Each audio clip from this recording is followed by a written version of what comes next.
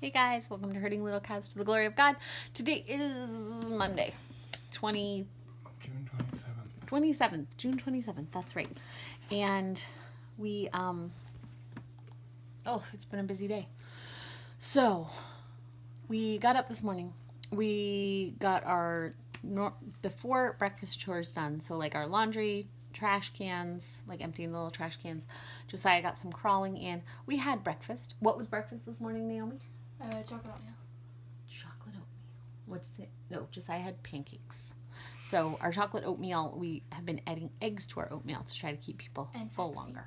And flaxseed. And the kids have all enjoyed it. And we have less sugar. We've been adding less sugar to a lot of our dishes. So we had that for breakfast. And then we went outside. So we were outside before 8 o'clock because today was going to rain. And we wanted to make sure we got some outside time. So we went out at 8. We started walking. Virginia did some stuff for me in the house to get ready for the rest of the day because we needed like some beans put in the Instant Pot and stuff. Naomi came out and watched a Josiah for me because if you haven't watched our channel before, Josiah has seizures. He's 9, and so we needed someone to just keep an eye on him so Mark and I could walk and just talk about things that were going on. Here he comes. Speaking of Josiah, this is Josiah. Hello. What do you need? Are you okay? Yeah? Okay, thank you for letting me know.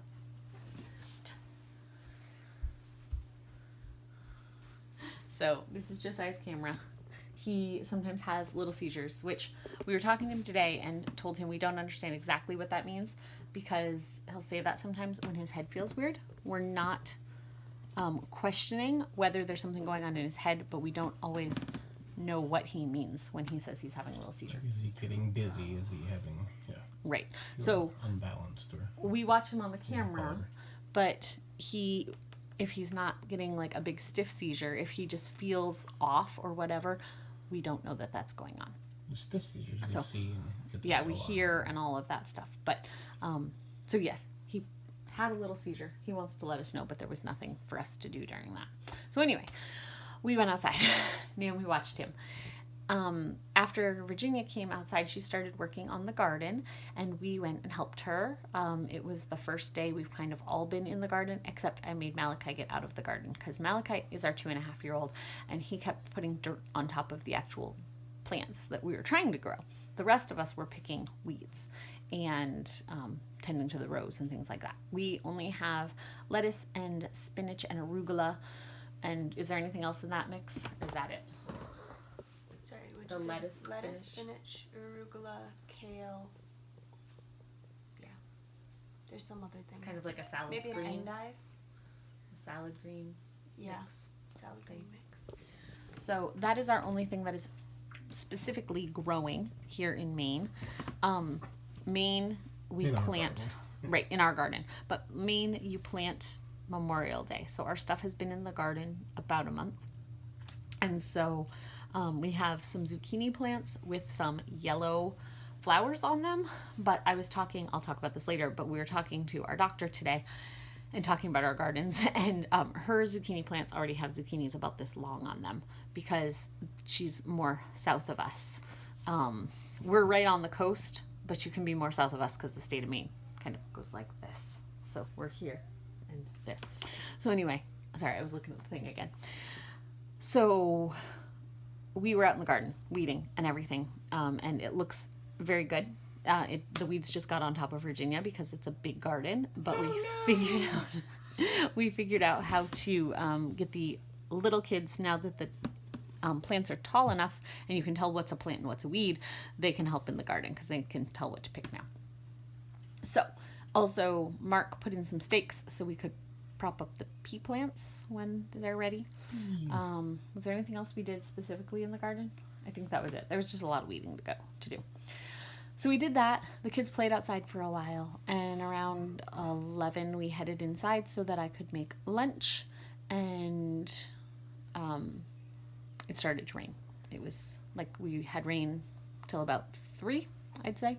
So we came in, we had lunch, which for lunch we had taco salads. So we had the lettuce and stuff from the garden with 1 head of romaine lettuce, and then made meat and beans My mom brought some cheese, guacamole, salsa, that type of thing. So we had that for lunch. And then Virginia made some yummy, what would you call it? Cinnamon bread type stuff? Sure. She put some coconut oil and sugar and stuff in a cast iron and then put balls of bread dough on top and baked it like that. So it was really good. Mm-hmm. And then we got, he could eat more of that.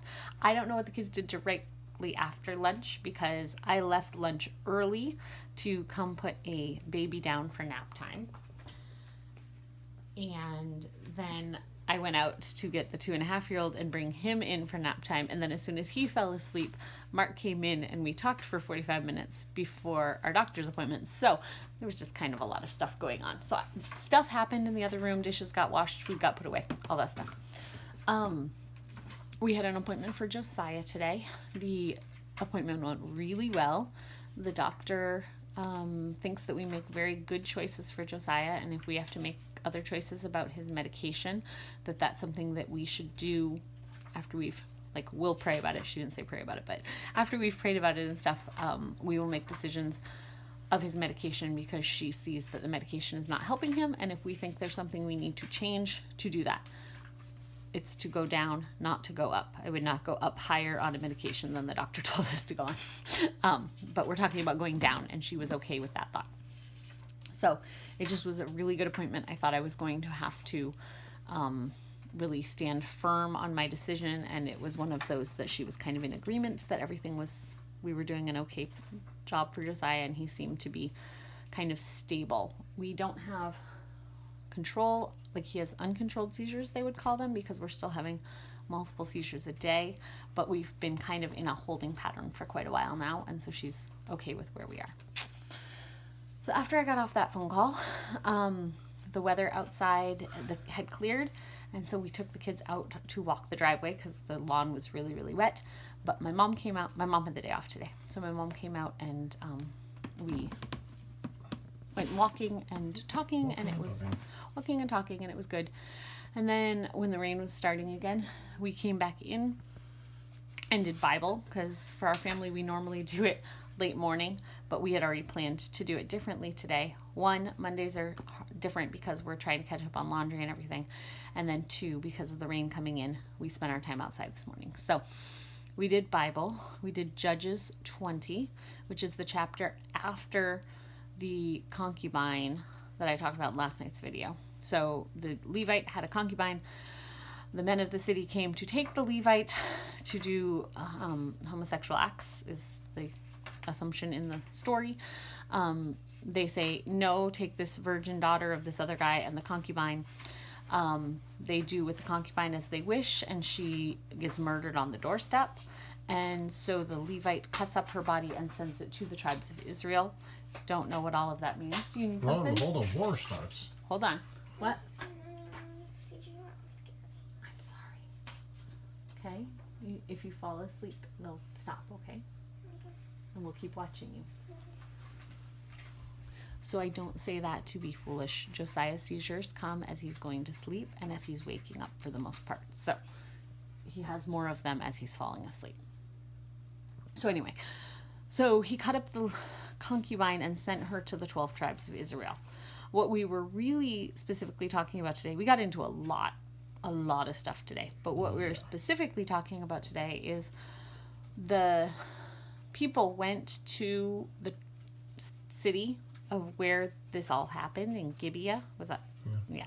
And the leaders of Gibeah were kind of like, we're not, whatever, we don't know what happened, we're not going to take whatever, we're not going to take not responsibility, but we're not going to say this is sin. We're not going to get justice. Yeah, we're not going to get justice for this. You have a murdered, raped woman, and nobody wants justice. Yeah. And how much in our day and age do we need to stand up and say, no, this is sin, this is wrong, call out other Christians who are committing sin. There have been some big church splits, one of them being church leaders who are sexually abusing women and keeping secrets and all of that stuff, and people are not going to authorities about it.